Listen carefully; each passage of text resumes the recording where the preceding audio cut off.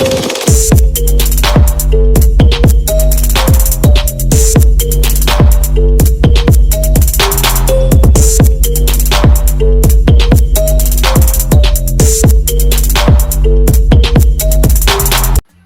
আসসালামু আলাইকুম। কেমন আছেন সবাই? আশা করি আল্লাহর রহমতে ভালো আছেন। আমিও আলহামদুলিল্লাহ ভালো আছি। আজকে আমি বিকালে একটা খুব মজাদার নাস্তা তৈরি করে দেখাবো। সেটা হচ্ছে এই মুরগির মাংস দিয়ে আমি আলু দিয়ে একটা সুন্দর রেসিপি বানাবো। আর এটা কিন্তু বাচ্চাদের জন্য অনেক উপকার, কারণ একে তো চিকেন আছে আর আছে আলু। এটা কিন্তু বাচ্চাদের শরীরের জন্য অনেক ভালো, শুধু বাচ্চাদের জন্য না, বড়দের জন্য অনেক ভালো। আর এটা তৈরি করতে কিন্তু আমার এই যে বেসন আমি আগে থেকেই সব কিছু দিয়ে রেডি করে রেখেছি। আর এই সব মশলা লাগবে। আমি প্রথমে মাংসটাকে ম্যারিনেট করে নিব। প্রথমে মাংসটার সাথে এই যে সব মশলা অ্যাড করে দিব। আর এখানে কি কি মশলা আছে দর্শক আমি বলে দিচ্ছি। এখানে আদা রসুন বাটা আছে 1.5 চা চামচ, আর এখানে আছে কাবাব মশলা 1 চা চামচের অর্ধেক, আর এখানে 1.5 চা চামচ মরিচের গুঁড়ো আছে। জালটা একটু বেশি দিলে ভালো হয়, এর জন্য আমি মরিচের গুঁড়োটা বেশি দিয়েছি। আপনারা যদি জাল কম খান তাহলে কমিয়ে দিবেন। আর এখানে লবণ, টেস্টিং সল্ট আর চিনি আছে। আর এখানে কাবাব মশলা আর গরম মশলার গুঁড়া এবং জিরা গুঁড়া এবং ধনিয়ার গুঁড়া আছে। আমি সমস্ত মশলাটা দিয়ে এই মাংসটার সাথে মিশিয়ে প্রায় 10 মিনিট রেস্টে রেখে দেব। আর মাংসটা কিন্তু এভাবে ছোট ছোট করে কুক করে কেটে নিতে হবে। এটাকে ভালোভাবে আমি মেখে নেব।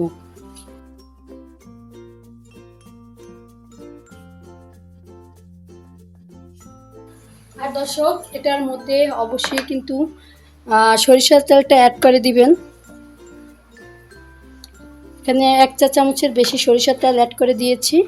সরিষার তেলটা দিলে হয় কি অনেক সুন্দর একটা ঘ্রাণ আসে, এর জন্য সরিষার তেলটা দেয়া।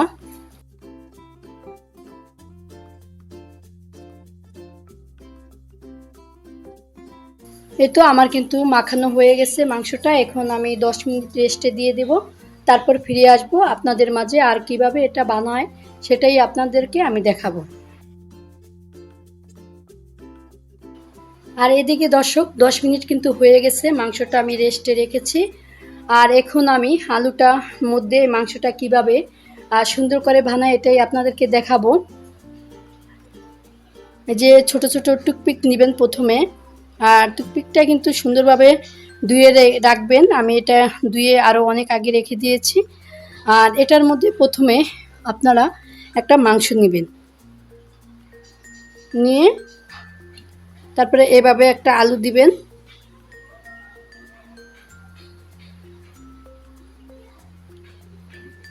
এই তো হয়ে গেছে।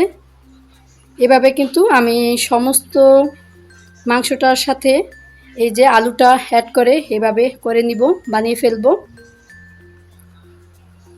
আসলে বিকেলবেলা আমার বাসায় মেহমান আসবে, ভালোই হবে। মেহমানদেরকেও খাওয়াতে পারবো আর নিজেরও খেতে পারবো।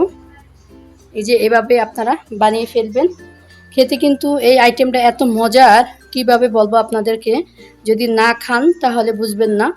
আর এই রেসিপিটা কিন্তু আমি রমজানে বেশি বানিয়ে খাই, কারণ বাচ্চারা তো রোজা রাখে, বাচ্চাদের বায়না, এটা ওরা অনেক পছন্দ করে। আসলে মুরগি দিয়ে যে কোনো জিনিস বানালেই বাচ্চারা কিন্তু খুব পছন্দ করে। আর এটা কিন্তু দুইটা কাজ হয় রমজান আসলে। একে তো বেসনের ভিতরে তো আমরা বানাই, বেসনেরও আর কি, বেসন দিয়ে যখন আমরা মুরগির মাংসটা বানাই তখন কিন্তু খেতে অনেক মজা লাগে। আমি রমজান আসলে বেশি বানাই, আর এমনি মাঝে মধ্যে একটু বানাই বাচ্চাদের জন্য। যখন বাচ্চারা আর কি বায়না করে তখনই বানাতে হয়।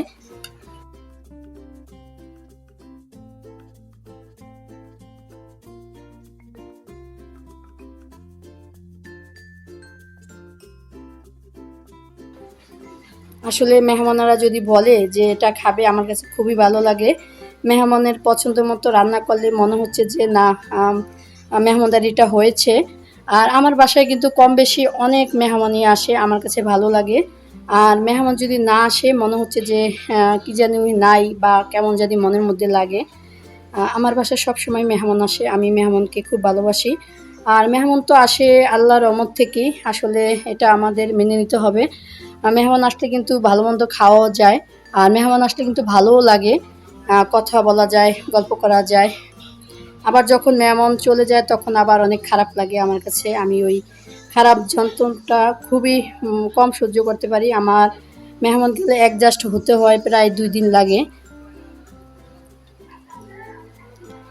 এভাবে কিন্তু আমি সবগুলা বানিয়ে ফেলবো। আর কিভাবে আমি এটা ভাজবো বেসনের মধ্যে সেটাও আপনাদেরকে শেয়ার করব। প্রিয় দর্শক, আমার কিন্তু বানানো হয়ে গেছে চিকেন দিয়ে, আলু দিয়ে একটা সুন্দর বিকেলের নাস্তা। আর এই নাস্তাটা কিন্তু অনেক মজার হয়। আর এটা কিন্তু আমি এভাবে বেসনের মধ্যে চুবিয়ে তারপরে কিন্তু ভেজে নিব ডুবা তেলে। তো দর্শক, আর কথা না বাড়িয়ে এখন মূল রেসিপিতে চলে যাব, কিভাবে এটা ডুবা তেলে ভাজে। চলুন দর্শক। আর এদিকে আমি চুলাতে একটা ফ্রাই প্যান বসিয়ে দিয়েছি, আর এখানে প্রচুর পরিমাণ তেল অ্যাড করে দিয়েছি। আর তেলটা কিন্তু প্রায় গরম হয়ে গিয়েছে। এখন আমি দিয়ে দিব সেই চিকেন আলু দিয়ে যে আমি ম্যারিনেট করে রেখেছি সেটা, বিকেলের নাস্তাটা। আর এই যে বেসনের ভিতরে এভাবে কিন্তু আমরা চুবিয়ে তারপরে ভেজে নিব।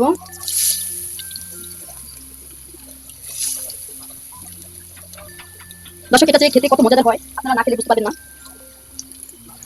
আমি একটু উল্টিয়ে দিচ্ছি।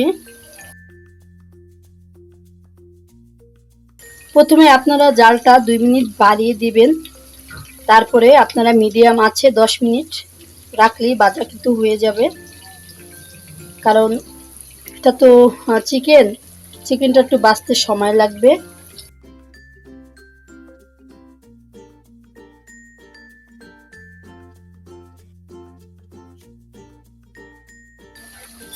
এখন আমি একটু আবারও উল্টিয়ে দিব। চিকেন তো এই জন্য একটু লেট হবে, কারণ এটা 10 মিনিট অন্তত পক্ষে বাঁচতে হবে।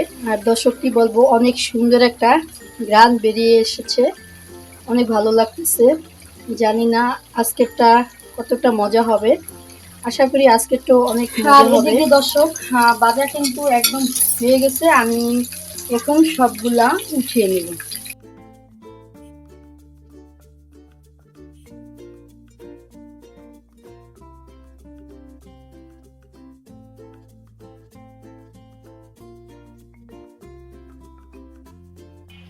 এই তো দর্শক, আমার কিন্তু বিকেলের যে নাস্তাটা তৈরি করা হয়ে গেছে। আর এই নাস্তাটার নাম হচ্ছে পটেটো চিকেন চপ।